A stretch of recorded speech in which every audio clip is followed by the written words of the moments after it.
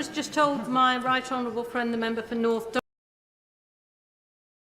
Durham, that it's inappropriate for him to be commenting as a government minister on what bullying allegations at the post office, and yet he allows his trade secretary to comment freely, loudly, and often on Twitter. Is he content with her activities and her behaviour in this respect? Mr. Speaker, the Business Secretary set out her position explicitly and clearly in the House last week.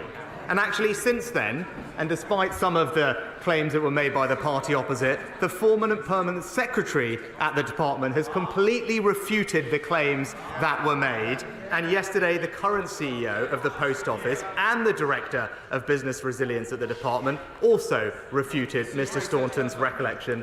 Our focus and priority is delivering justice and compensation for those who have suffered a historic injustice. We are introducing legislation to right this wrong, and we will make sure that everyone gets the compensation that they deserve. Thank you very much, Mr. Speaker. The £132 million allocated to Cornwall from the Shared Prosperity Fund not only kept our promise to the Cornish people to replace EU funding, but has supported dozens of businesses and funded projects across the Duchy. However, the current round of SPF expires next year, so can the Prime Minister confirm that his government will continue with shared prosperity funding and continue to provide the support the Cornish economy needs?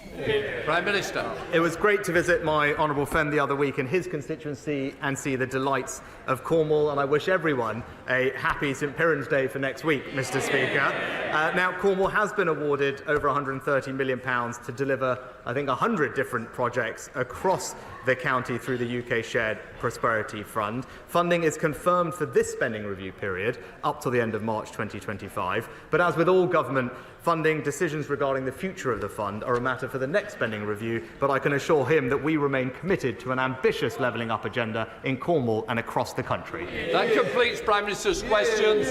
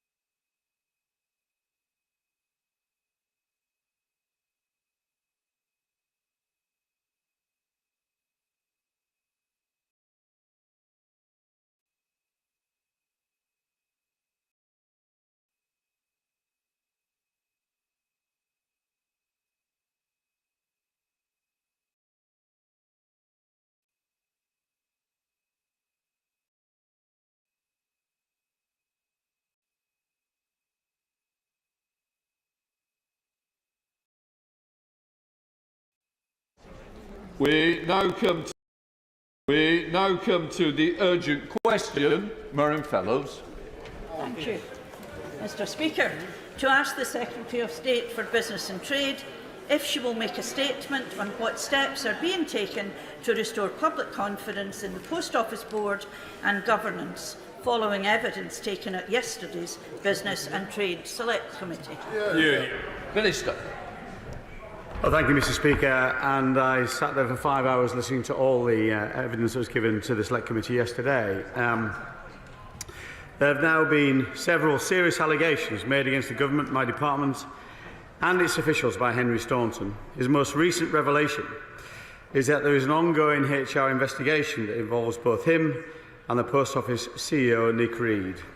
I've got to say, as a former chair, I clearly found that statement to the Select Committee highly unprofessional. The fact that Nick Reed is being investigated is evidence that no one is of course, not evidence that allegations are accurate. While Nick Reed has cooperated fully, Mr. Staunton tried to block the investigation that was looking at his conduct. It was this action, as well as his attempt to bypass the formal process to appoint a new director to the board, which led the Secretary of State to lose confidence in Mr. Staunton. As was said in the Business and Trade Committee yesterday, board members felt so strongly about Mr. Staunton's conduct that they were going to resign. It was right that the government decided to act. Mr Staunton has now made a series of allegations which we strongly reject. He is using the Nick Reed investigation to divert attention from the issues that the Select Committee were discussing about his dismissal. The allegations made are also proving to be a further distraction from the victims of this injustice. His central allegation is the government told him to slow down compensation payments.